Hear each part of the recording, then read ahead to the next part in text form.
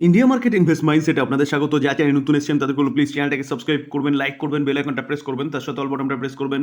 নোটিফিকেশনটা কিন্তু সঙ্গে সঙ্গে আপনাদের কাছে গিয়ে পৌঁছাবে। দেখুন স্যার, আজকে মার্কেট যে পড়েছে না, পড়ার পিছনে আরেকটা যদি কারণ বলেন তাহলে এই কারণটাও হতে পারে। এখানে ফার্স্ট ভিডিওতে কিন্তু আমরা আলাদা একটা কারণ নিয়ে আলোচনা করেছিলাম, এই কারণটাও কিছুটা ইম্প্যাক্ট মার্কেটে ফেলতে পারে। দেখুন স্যার, কারণ জিনিসটা কি, যে সেই সেবি, হিন্ডেনবার্গ এবং আদানি গ্রুপ, তো এটার জন্য কিন্তু আরেকটা ফ্রেশ পিটিশন কিন্তু সুপ্রিম কোর্টে জমা পড়েছে। তো তার ভিত্তিতে সুপ্রিম কোর্ট কি বলেছে, যে সুপ্রিম কোর্ট একটা ডাউটফুল মন্তব্য করেছে, যে অ্যাটমসফিয়ার অফ ডাউট, অর্থাৎ তারা কিন্তু এই জায়গায় একটা ডাউটের কথা বলছে। কে বলছে? Supreme court. তো স্যার, নতুন পিটিশনের ভিত্তিতে আবার হয়তো কিছু ইনভেস্টিগেশন কিন্তু হতে পারে। তো স্যার, কোর্টে ম্যাটার যাওয়া মানে কিন্তু একটা আনসার্টেনিটি কাজ করে, যেটা মার্কেটের কিন্তু একদমই পছন্দ নয়। তো দেখা যাক নেক্সট কি হয়। আপাতত হিন্ডেনবার্গ যে নতুন যে এলিগেশন এনেছে, তো সেই এলিগেশনের ভিত্তিতে এখন মোড়টা কোন দিকে ঘোরে সেটাই হচ্ছে দেখার বিষয়। তো এইটা কিন্তু হয়তো আমাদের মার্কেটকে কিছুটা আরও ইম্প্যাক্ট করতে পারে। স্যার, একজন বন্ধু কমেন্টসে লিখেছে যে এত মার্কেট পড়লে টিকবো কী করে। দেখুন স্যার, মার্কেট কিন্তু এখনও কিচ্ছু পড়েনি।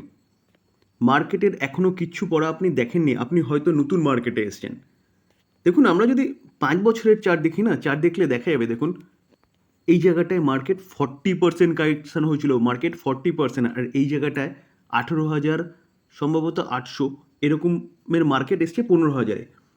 তো 18,000-এর মার্কেট 15,000-এ এসেছিল।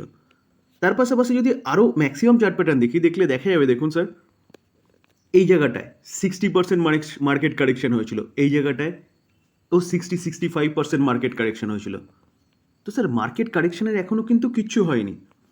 তো এই সামান্য কারেকশানে যদি আপনি ভয় পান, দেখুন এই যে কারেকশান দেখাচ্ছে, একে ঠিক দেখা যাচ্ছে? দেখা যাচ্ছে না, কিন্তু এই কারেকশানগুলোকে দেখুন দেখা যাচ্ছে। আপনি 2020 কারেকশান দেখুন, দেখা যাচ্ছে। 2016তে কারেকশান দেখুন, দেখা যায়। 2008-এর বড় কারেকশান, এখানে 2002-এর কারেকশান দেখা যাচ্ছে। তো স্যার, এইটা কারেকশান নয়, এটা এটা বলতে পারেন প্রফিট বুকিং। তো কারেকশান ওগুলো হলে কি করবে? দেখুন স্যার, যে এই যে কারেকশানগুলো আমি আপনাদের দেখালাম, এগুলো কারেকশানগুলো হয়েছে মানে কি মার্কেট শেষ হয়ে গেছে? এখানে 2008-এ মার্কেট শেষ, 2002-এ মার্কেট শেষ, 2020-তে মার্কেট শেষ, 2021-এর ডিসেম্বর থেকে 22 যখন ইউক্রেন রাশিয়ার যুদ্ধ হলো মার্কেট শেষ, 2016-তে মার্কেট শেষ? নিশ্চয়ই না। সেগুলোকে ওভারকাম করে মার্কেট আপসাইড মুভমেন্ট দেখিয়েছে। তো স্যার, মার্কেট পড়ছে মানে বাইয়ের অপরচুনিটি খুঁজুন। মার্কেট পড়ছে মানে এই নয় যে মার্কেট ওখানেই শেষ হয়ে যাচ্ছে, কারণ আমাদের যে ইকোনমি, সেই ইকোনমি কিন্তু গ্রোয়িং মুডে রয়েছে। তার জন্যই সবাই স্বপ্ন দেখছে যে আস্তে আস্তে 3 নম্বর অর্থনীতিতে গিয়ে পৌঁছাবে আমাদের ভারতবর্ষ। শুধু আমাদের ইন্ডিয়ান যেসব গভর্নিং বডিগুলো রয়েছে সেগুলো বলছে না, ওয়ার্ল্ড ব্যাংক বলছে, IMF বলছে। তো সেই জায়গায় দাঁড়িয়ে স্যার, আমাদের ইকোনমি গ্রোয়িং ইকোনমি, এবং এই ইকোনমিতে আপনি ভালো ভালো স্টকগুলো চুজ করে চুপচাপ হোল্ড করুন, যা হচ্ছে হতে দিন। যদি ক্যাপিটাল থাকে, নিচে আসলে বাই করার অপরচুনিটি খুঁজুন, কিন্তু ভালো ভালো কোয়ালিটি স্টক। স্যার, এটাই বলার ছিল সেই বন্ধুকে, যে এখনও মার্কেট কোনো কারেকশানই হয়নি। স্যার, কালকেও আমরা দেখেছিলাম যে আদানি স্টকগুলো যথেষ্ট ভালো পড়েছিল, কারণ নতুন আরেকটা এলিগেশন এসছে হিন্ডেনবার্গের থেকে। তো তার জন্য আজকেও দেখলে দেখা যাবে, দেখুন আদানি এন্টারপ্রাইজ প্রায় 2%-এর কাছাকাছি পড়েছে। আদানি পোর্টের মতন বড় কোম্পানি, এই কোম্পানিটাও প্রায় 1.5%-এর কাছাকাছি পড়েছে। আদানি উইলমার্কে দেখলেও দেখা যাবে যে প্রায় 2.5%-এর কাছাকাছি পড়েছে। তো যখন স্যার এই আদানি গ্রুপের কোম্পানিগুলো পড়ে না, বা আদানি গ্রুপের বলতে পারেন যে স্টকগুলো পড়ে, তখন কিন্তু পিএসইউ কোম্পানিগুলো, অর্থাৎ পিএসইউ ব্যাঙ্কগুলোর অবস্থা খারাপ হয়, তার সাথে সাথে কিন্তু এলআইসি অবস্থাও খারাপ হয়। কেন? কারণ স্যার, এই যে কোম্পানিটা না, এই কোম্পানিটা হচ্ছে ইনভেস্টমেন্ট করে বিভিন্ন জায়গায়। আমি বিভিন্ন রকম শেয়ারের যখন শেয়ার হোল্ডিং প্যাটার্ন নিয়ে আলোচনা করি, তখন কিন্তু দেখাই যে এলআইসি, যেমন ইনফোসিসে অনেকটা ভালো স্টেক রয়েছে এলআইসির, যেমন এইচডিএফসি ব্যাঙ্কে অনেকটা ভালো স্টেক রয়েছে এলআইসির। সেরকম দেখলে দেখা যাবে আদানি গ্রুপেরও কিন্তু বিভিন্ন কোম্পানির প্রচুর স্টেক হোল্ড করে রয়েছে এলআইসি। তো স্যার, এলআইসি টোটাল ইকুইটি মার্কেটের যা ইনভেস্টমেন্ট আছে, তার অ্যাপ্রক্সিমেট বলতে পারেন 10% ইনভেস্টমেন্ট রয়েছে আদানি গ্রুপে। তো স্যার, 10% বুঝতে পারছেন তো? তো অনেকটা অ্যামাউন্টের টাকা কিন্তু এই আদানি গ্রুপে ইনভেস্টেড রয়েছে এলআইসির। তো স্বাভাবিকভাবেই যখন এলআইসি আদানি গ্রুপের কোনো একটা খারাপ নিউজ আসবে তো এলআইসি তো পড়বেই। আজকের দিনেও দেখলে দেখা যাবে এলআইসি কিন্তু প্রায় 4%-এর কাছাকাছি পড়েছে। তো 5 দিনের রিটার্ন দেখলে দেখা যাবে দেখুন 5% দেখাচ্ছে, কিন্তু অরিজিনালি যদি আমরা দেখি লাস্ট দুদিনে কোম্পানিটা কীরকম পড়েছে, লাস্ট দুদিনে কিন্তু কোম্পানিটা অ্যাপ্রক্সিমেট 9.5%, 10%-এর কাছাকাছি পড়েছে। তো পড়ার পিছনে কিন্তু এটাই কারণ। তো স্যার এলআইসি কেন পড়ছে? এলআইসির ইন্ডিভিজুয়ালি কোনো প্রবলেম নেই, প্রবলেমটা আসছে কোথা থেকে? আদানি গ্রুপ থেকে। যেহেতু আদানি গ্রুপের ওপর 10%, মানে টোটাল পোর্টফোলিও, এলআইসির টোটাল পোর্টফোলিও 10% কিন্তু আদানি গ্রুপের স্টেকগুলোতে ইনভেস্টমেন্ট করা রয়েছে। স্যার এসজিভিএন রিনিউয়াল সেক্টরের আরেকটা ভালো প্লেয়ার বলতে পারেন। এই কোম্পানিটা কিন্তু হাইড্রো এনার্জি নিয়ে কাজ করে এবং হাইড্রো এনার্জির সাথে সাথে এই কোম্পানিটা এখন এনএইচপিসির মতন সোলার বলুন, উইন্ড বলুন, সব কিছু নিয়ে কাজ করছে। তো দেখলে দেখা যাবে দেখুন আজকের দিনে কোম্পানিটা 2.5%-এর ওপরে পড়েছে। মার্কেটে প্রেশার ছিল, প্রতি কটা কোম্পানি পড়েছে, এই কোম্পানিও পড়েছে। তো লাস্ট আমরা যদি 1 বছর রিটার্ন দেখি, দেখলে দেখা যাবে কোম্পানিটা 138% রিটার্ন দিয়েছে। যেখানে আমরা যদি লাস্ট 5 বছরে দেখি, দেখলে দেখা যাবে যে 464% রিটার্ন দিয়েছে। কেন? কারণ কোম্পানিটা এখন যে সেগমেন্টে কাজ করছে, অর্থাৎ পুরোনো থেকেই সেই সেগমেন্টে কাজ করতো, কিন্তু গভর্নমেন্টের যে চিন্তাভাবনা চেঞ্জ হয়েছে রিনিউয়েবল এনার্জি নিয়ে লাস্ট 4 বছর বা 2020-এর পর থেকে, তখন থেকে কিন্তু এই কোম্পানিটা ভালো পারফরমেন্স দেখাচ্ছে। কারণ এই কোম্পানিটা প্রথম থেকে রিনিউয়েবল এনার্জি নিয়ে কাজ করতো, হাইড্রো এনার্জি নিয়ে কাজ করতো। দেখুন ম্যাক্সিমাম চার্ট প্যাটার্ন দেখলেও বুঝতে পারবেন যেখানে কোম্পানির বিজনেসে কোনো দম ছিল না, এখন দৌড়াচ্ছে কেন? এখন দৌড়ানোর পিছনে কারণ হচ্ছে রিনিউয়েবল এনার্জি। তো কোম্পানিটার রেজাল্ট ডিক্লেয়ার হয়েছে, চলুন আমরা রেজাল্টটা কী করেছে সেটা আগে দেখে নিই। আমরা কোম্পানির কনসোলিডেটেড নাম্বার নিয়ে আলোচনা করব। রুপিস কী আছে? রুপিস ইন ল্যাকে রয়েছে। ওকে, সিকোয়েন্স দেখে নেবো। সিকোয়েন্স কী বলছে? 30/6/23, 3/24, 6/24, সিকোয়েন্স একদম ঠিকঠাক আছে। আমরা যদি কোম্পানির ইনকামে যাই, তো টোটাল ইনকাম দেখলে দেখা যাবে কোম্পানি কী করেছে। 1 বছর আগে 74,439, আগের কোয়ার্টারে 57,326, এই কোয়ার্টারে 95,847। তো কোম্পানির যে ইনকাম সেটা কিন্তু ইয়ারলি এবং কোয়ার্টারলি ব্যাপক জাম্প করেছে। তো স্যার এবার কী হবে? এবার হচ্ছে টোটাল খরচা। তো স্যার টোটাল এক্সপেন্সেস দেখলে দেখা যাবে দেখুন কোম্পানি 1 বছর আগে 36,260, আগের কোয়ার্টারে 60,660, এই কোয়ার্টারে 47,639।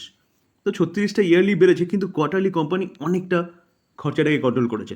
তো সেটা আমরা প্রফিটে দেখব। তো অপারেটিং প্রফিট দেখলে দেখা যাবে দেখুন কোম্পানি 1 বছর আগে 38,179, আগের কোয়ার্টারে মাইনাসে ছিল 3,337, এই কোয়ার্টারে 48,208 করার হচ্ছে কোম্পানিটা কী করেছে? প্রফিট করেছে। তো ইয়ারলি অনেকটা বেড়েছে, কোয়ার্টারলি তো কোনো তুলনাই হয় না। তো এবার আমরা কি দেখব? এবার হচ্ছে আমরা নেট প্রফিট দেখব। তো নেট প্রফিট কোথা থেকে আসবে? Net profit for the period, অর্থাৎ কোম্পানির মেন প্রফিট যেটাকে বলে। তো স্যার ট্যাক্স এবং অ্যাডজাস্টমেন্ট বাদ দিয়ে কোম্পানির যদি নেট প্রফিট দেখি, দেখলে দেখা যাবে দেখুন 27,175, আগের কোয়ার্টারে 6,108, এই কোয়ার্টারে 35,709। তো ইয়ারলি অনেকটা বেড়েছে, কোয়ার্টারলি তো ব্যাপক বেড়েছে। তাহলে বলতে পারেন কোম্পানি যে রেজাল্ট দেখিয়েছে সেই রেজাল্টটা কিন্তু ফাটাফাটি রেজাল্ট হয়েছে। তো স্যার এই কোম্পানিটা কিন্তু কালকে ধামাকা মাজাতে পারে। তো স্যার যেটা ফার্স্টেই আমি বলছিলাম, তো যদি আপনার মনে হয় যে রিনিউয়েবল এনার্জি আরও ভালো করবে, গভর্নমেন্ট যে লক্ষ্যমাত্রায় রেখেছে 2050-এর মধ্যে 50%, 2070-এর মধ্যে 100% পাওয়ার জেনারেশন করার রিনিউয়েবল সেক্টর থেকে, যদি সেটা করতে হয় গভর্নমেন্টকে, তাহলে কিন্তু এই কোম্পানিকে ব্যাপক কাজ করতে হবে। তো এই কোম্পানি কিন্তু আপনি রাডারে রাখতে পারেন যদি আপনার মনে হয়। স্যার ইজি ট্রিপ প্ল্যানার, তো ইজি ট্রিপ প্ল্যানারকে দেখলে দেখা যাবে আজকের দিনে কোম্পানিটা 1.5%-এর কাছাকাছি কিন্তু একটা আপসাইড মুভমেন্ট দেখিয়েছে। কোম্পানিটা কিন্তু ওপেন ভালো হয়েছিল, সেখান থেকে ভালো একটা মুভমেন্ট দেখিয়েছে, অবশেষে কিন্তু একটা প্রফিট বুকিং দেখা গেছে।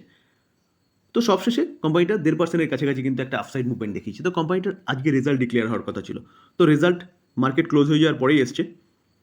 তো স্যার কোম্পানিটা কী কাজ করে একটু বলে নিই। দেখুন স্যার, আপনি কোনো দেশের মধ্যে বা বিদেশে কোথাও বেড়াতে যাচ্ছেন, তো তখন কিন্তু এই কোম্পানিটার সাথে আপনি যদি কন্ট্যাক্ট করেন, টোটাল প্ল্যান এবং প্রাইস সব কিছুর ব্যবস্থা কিন্তু করে দেবে।